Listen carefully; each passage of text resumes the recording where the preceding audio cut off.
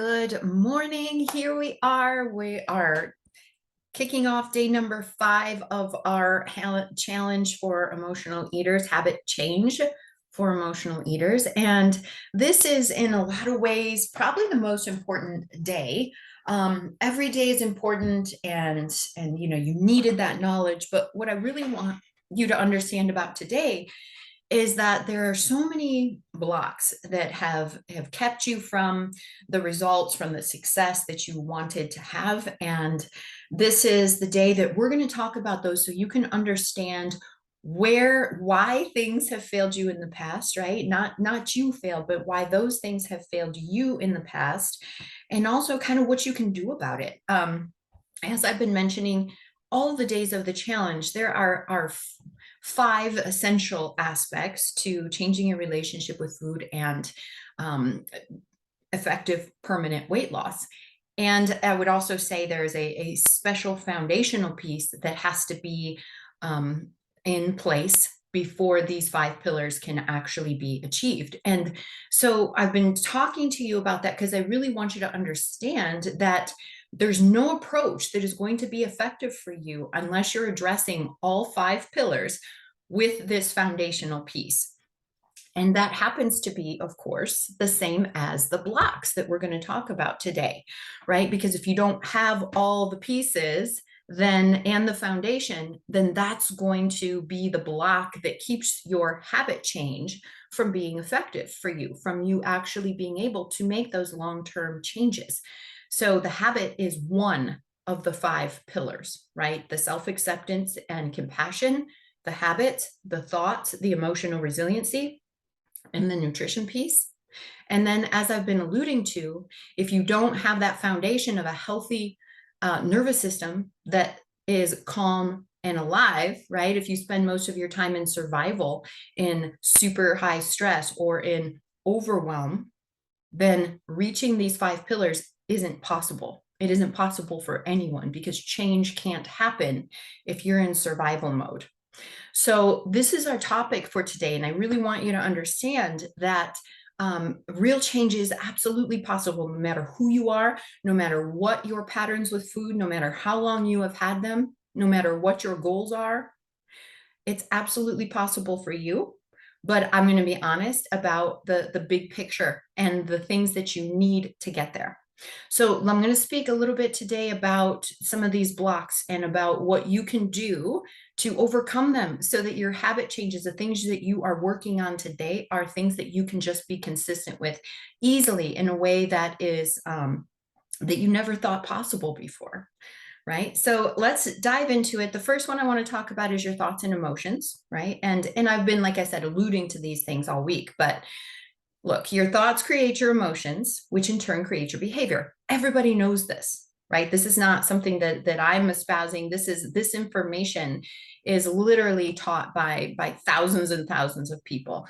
Neuroscience teaches us this. You cannot act consistently in a way that's different from your thoughts.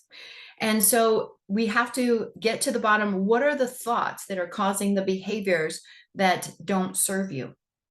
And once we identify these, we can put your thoughts that are not helpful, that you'd like to change, we can put them through a methodology that actually can change the way you're thinking. You have tried something like this in the past, like, oh, I just have to think positively. But there are a lot of nuances to the methodology that really help you go from where you are to where you want to be. Stepping stones, right? The same ones that we use for our behavior are something that we use for our thoughts. But clearly, your thinking is going to decide whether you're successful or not.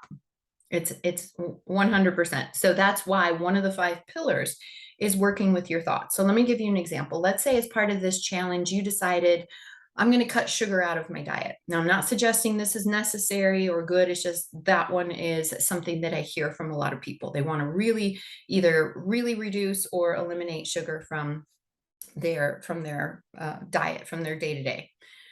Now, if your thoughts are negative, right? If your thoughts are unhelpful, it's going to be something like, I'm a sugar addict. I really have to get a handle on my sugar addiction, right? It's so hard for me to avoid sugar. I have no control when it comes to sugar. I've never stuck with with any plan, without sugar for very long, right? I never stick with anything. I'm destined to be heavy. All of these kinds of things are going to create an emotional state for you, right? What is that emotional state going to be like? It's going to be lack. It's going to be pessimism, lack of confidence, low self-worth, maybe even despair, right? Those are the emotions generated by those thoughts. The actions that are going to follow, right, you're going to want to seek comfort. Where are you going to seek comfort? In the one place your brain knows to go and get it, which is sugar, right? If you see yourself as someone who has a problem, you see yourself as somebody who is weak, you see yourself as somebody who can't have what you want, you're not going to have it. And so our thoughts are crucial in this bigger picture of overcoming your challenges. And let's contrast that to positive things, positive thoughts, right? That might sound something like, I care about myself and the way I feel in my body. Because I love myself, I want to take in and put in the highest quality nourishment into my body. I've learned a lot how to support myself as I strive through changes. I don't have to do it perfectly. I believe in my ability to be successful because I've decided what's important to me and I am a strong, capable, powerful woman. If that is our frame of mind and those thoughts are solid within us, then we're going to have the emotions of optimism, excellent, excitement, confidence, right? And what is a person who is feeling like that? You know what you do when you feel like that, right? You've had those days, you've had those moments where you felt amazing and the decisions that you make weren't hard. You weren't white knuckling it. You weren't trying to, control yourself with all of your might and use your willpower. It was just flowing. It was just who you were because those were your thoughts, right? And so when we can learn to consistently harness the power of our thoughts, we can make our aligned behavior simply natural, simply that's who I am and that's what I do. So those things are the thoughts and emotions, and this is just one example of the type of thinking, that can drag you down. Usually the way we think in one area is the way we think in a lot of areas. The other big thought pattern that people run into a lot is the all or nothing thinking, right? Where I have to be perfect in order to reach my goal. And none of us will ever be perfect. We don't need to strive for perfect. We don't need perfect, but something in our brain tells us, I have to be so on my regimen or my plan in order to succeed. And then when something goes unplanned or we're not perfect, then all the stories come in and literally it takes us out of that place of being able to create. One client, Deanne, shared her biggest mindset shift, right? And this is just one of many, but was around her ability to handle the stress of her workday without needing food. So she didn't even really, it was kind of a subconscious thing at first because a lot of these thoughts have been thought so many times that we aren't even really aware that they're there, but they are, and they're playing like the music in the grocery store, right? You know it's there, but you're kind of tuning it out. But they are so powerful. We're acting more from our subconscious thoughts than we are our conscious thoughts. So her subconscious thought was, my work is so stressful. I get so stressed at work that there's no way I could handle it any other way. There's no way I could get through this day, right? And sometimes people will say this period of my life or whatever without this food. And like I said, it's a subtle subconscious. And even when we say it out loud, we're like, seriously? Really? That's my thought? Wow. But it is, and you can see it, it resonates, you feel it like, wow, I really think that might be true for me. So that was her belief. And as we worked on it and we changed that belief, after a few weeks, she realized that she did have the power to get herself through the day. She was a powerful, resourceful woman. Of course, she could get through the day when we really step back and look at what she needed in order to handle the stress and be able to be conscious in the moment and mindful. She did find other ways, but it came because her thoughts around it shifted first. And actually, I love this story so much because she shared that the bottom drawer where she used to keep all of her snacks one day she realized that she hadn't opened it in about 3 months, and she turned it into a doggy treat drawer because she worked at a place with in a plumbing office, and everyone brought their dogs, and it was a doggy treat um, drawer from then on out. And it was just such a beautiful thing for her to open that drawer all the time, see those doggy treats, and know that she didn't need to have those snacks to make it through her workday, to get through the stressful points in her life. So, learning to think in alignment with your goals is huge. It's one of the most important pillars of the Freedom Program. Today, in your integration work, I'm going to give you the opportunity to identify what are some of the thinking patterns that are standing in the way of you being able to effortlessly take your desired behavior. And notice I said effortlessly, right? Because that's what happens. You're thinking, your actions are going to be in alignment with your thinking. So let's use our willpower a little bit around creating the right thoughts, right, that are in alignment with who we want to be. The second block that we often run into is emotional resiliency. So very similar to this, our discussion on thoughts, our emotions, or rather our inability to sit with certain emotions, is a big reason why we struggle to take consistent action. So you may find that you turn to food when you are lonely, angry, sad, exhausted, bored, overwhelmed, all of those things, and any other emotion, right? Learning to be with those emotions and knowing how to process them is imperative to taking the consistent action with your habits that you want to, whether it's breaking a habit or establishing a new habit, right? It's so important to learn how to be with your emotions, because your emotions are a driver in so many cases when it comes to food.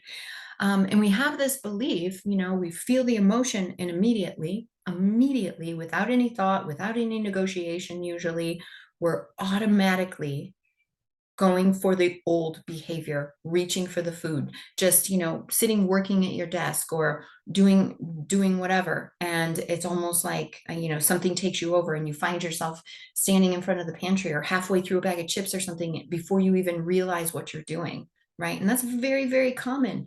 And it's not something that I'm judging about, or that you should judge yourself for. It's just what your brain knows right now. But when you're able to identify those emotions and say, "Oh, look at this. I'm feeling bored, and that's why my brain is telling me to go seek relief, because I don't think I can sit in this boredom. It's so uncomfortable." Right? Your brain is actually just trying to take care of you in a really beautiful way. It's saying, "I don't want Lori to feel uncomfortable.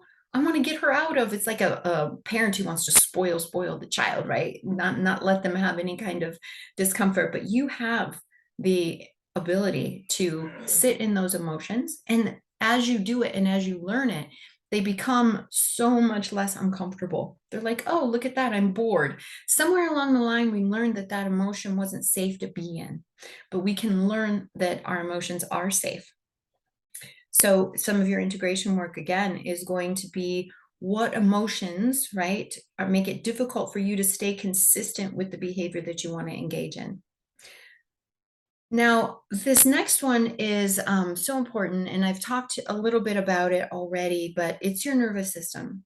And it's with respect to anything you want to achieve in your life, anything, any kind of change, any kind of consistent behavior, any kind of goal that you have will only come when your nervous system feels relative safety and calm. And that is because if we think of your nervous system as being on a spectrum, right? This middle place is where you have access to your whole brain, where you have access to the more evolved and powerful, creative, problem solving person that you are. When you are over here on the spectrum, you're super stressed, you're in fight or flight. And when you're over here on the spectrum, you're in more of that freeze state, that overwhelm, like, "Oh my God, everything is so hard. Getting out of bed today, brushing my teeth, having to, think about my food or do any of the other things. It's just too much. It's just too much. I just can't care because I'm so overwhelmed." When you're in those places on the spectrum, you're operating almost exclusively from your primitive or primal brain. What we want to be operating from is our whole brain, including our prefrontal cortex, right? The survival brain is here, and that's making the decisions based on how likely am I to survive the next 2 minutes. So if we think about this in the context of a situation where you feel triggered with food, let's just take the boredom again. You know, you're sitting and you're feeling bored, and that boredom is actually most likely an indication that your nervous system is not in that beautiful middle place where we want it to be. And so you're immediately basically switched over into survival brain, right? And that brain is not going to sit there and do that recognition process where I said, oh, look at this. I'm bored. Isn't that interesting? My brain is telling me that I need to go and reach for this food in order to give me something to do, in order to soothe this uncomfortable uneasiness that I have, right? If you're in survival brain, you're not going to take any chances. We don't take chances when we're in survival brain, because survival brain says, I don't know what the danger is here, but it could be we're being chased by an animal. It could be, some real imminent danger is close by. I need to act with what is tried and true and the fastest thing that I can do. And that's the food, because your brain knows that it works because it's done it so many times. So part of all of the work that you want to show up to do, all of the change that you want with developing new thoughts and being able to process your emotions and taking the action to work with your body to figure out the kind of nutrition that's best for you, and adding things into your life like movement and water and all the things that you want will only come if you have that beautiful foundational piece of a healthy nervous system that is not in survival. And maybe you've had days like this, or at least experiences like this, where, like I was saying before, everything just feels easy, and you think to yourself, why do I ever do those behaviors? Like that's not who I am, right? And that's because when you're doing those behaviors, you're somewhere on the nervous system spectrum in survival. So much of this journey is about providing yourself, learning about your nervous system, understanding what triggers you, and being able, having the tools and the resources to be aware of that and be always working to keep yourself in the middle of that nervous system spectrum. This is such beautiful work, and people tell me, this is the missing piece for them. That they have tried everything and looked at all of these other areas of their life, but they just can't seem to be consistent with their change. But the nervous system is what will allow you to do that with so much more ease than you ever thought possible. So, some of you may recognize your overwhelmed nervous system by the fact that you do have these patterns, right? You want to calm this sense of urgency in the current moment. And that could be, of course it's food, but it could be so many other things, right? Alcohol, drugs, cigarettes, social media, television, shopping, all kinds of things, right? And that is a good indication to us that our nervous systems are activated. And that is most people in our modernized society. We have old traumas, we have just the accumulated stressors of being alive, we have the pandemic, we have the politics, we have all these things all the time, and they all have an impact on our nervous system. So this is one of the main components of the Freedom Program, is learning about your nervous system and how you can keep yourself in that beautiful middle ground that allows you to meet your goals consistently with very little effort, right? Because when you're in that zone, you're in that zone. The fourth block that I want to talk to you about today is the nutrition, right? And this is important because if you want to avoid, the cravings are powerful. Your physiological attachments to food are just as great as your psychological attachments to food. And so sometimes people don't understand their bodies or are unwilling to work with their bodies because they're like, nope, this magazine I saw that, keto was supposed to be the best thing ever, or paleo, or the grapefruit diet, or whatever it is. And they're like, okay, so I'm going to take that body. This is what you're going to do. Don't give me any shit. Just do what I say. And whenever we do that, we override our body's natural wisdom to tell us about the nutrition that it wants. We're going to end up experiencing cravings. We're going to end up experiencing lack of energy and just a general, lack of motivation. So this fourth pillar that I'm talking about, with respect to working with your body, and your body's different than anybody else's. So I had just a quick question. Do you guys sell the Chomps beef sticks? I thought I'd seen them. Okay, so that is another aspect. If you want to avoid cravings, have great digestion, release the weight that you want to, right? Then we need to figure out what your body needs. And there's a whole beautiful nutritional guidelines and support for creating your individualized plan.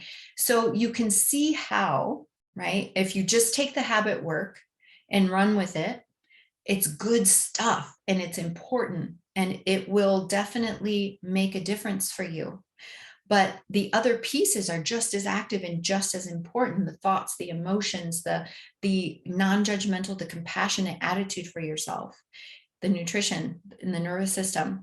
These are all pieces of this challenge, right? To being able to overcome the things the patterns that you have. And so today's integration work gives you the opportunity to kind of look at these blocks and see which ones are playing out most powerfully in your life, so that we can address those and you can go about your habit changes in a way that is easy, right? In a way that allows you to be consistent with the actions that you want, and in that way reach the goals that you want. So I definitely invite you and hope that you will look at the integration work today. Spend a little time with yourself, really asking yourself, what are those beliefs, those subconscious beliefs? If I'm really listening and paying attention, what does that look like? What are the emotions? Sometimes we're just so automatic and we've gotten so used to things. Most of the people I work with have been doing their behaviors, have been engaged in their behaviors in some form or another most of their lives. And so it really does take a little bit of effort to recognize what's going on. And again, I really, really encourage you to not to judge yourself. The patterns that we develop, there's for such a good reason. Remember, your brain loves you. It's a beautiful brain that just wants to help you survive, help you not experience pain, right? And so many of these things are built into us. They're in our DNA, the things that we do. They make perfect sense. You've never done anything wrong with food, right? There's always a good reason rooted in psychology or physiology for what you're doing. So just keep that in mind and know that. That doesn't mean you're stuck with it. Not at all, because that system, right? That's our primal system.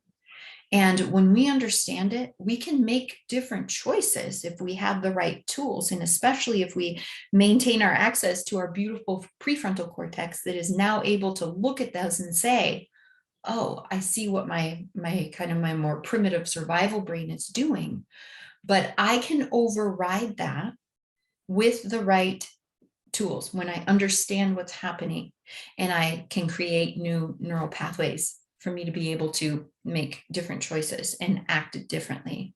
So please know that no matter, like I said before, no matter who you are, no matter what you want, no matter how long you've been stuck with the behaviors, when you have all of the pieces and you understand your nervous system, you can overcome these challenges. Absolutely. I have no doubt that is true.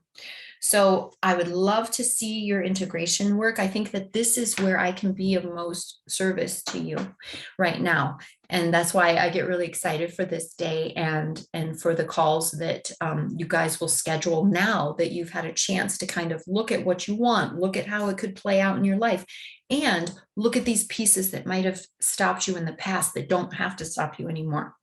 So get in there, do your integration work, and post it ask me questions and make sure you have scheduled your call so that we can talk about how you're going to get through the blocks that you've seen in your life and really start to make this habit change, the things that you signed up and trying to accomplish in here. Let's make sure that happens. And there's definitely, you know, the ability to do that. So I have my beautiful freedom group is meeting right now at 9:30 here. So I'm going to wrap up and say congratulations and keep up the good work. Tomorrow, we're going to have a really important session where I'm going to make sure that everybody feels comfortable on their path forward. It'll be more of a question and answer. So I hope that some of you can be here live. And if not, but you have a question for me, put it in the Facebook group, email it to me if that's preferable for you, and make sure to ask that, because I will address any questions that come in. I'll address it on the video so that you can watch the replay and have your answer. But you can also schedule that call with me because I do have a few spots left. And yeah, and I would really love to connect and make sure you have all you need to move forward. So with that, I will say good, happy Friday to you. And I very much hope that we can be together tomorrow. Okay, bye-bye.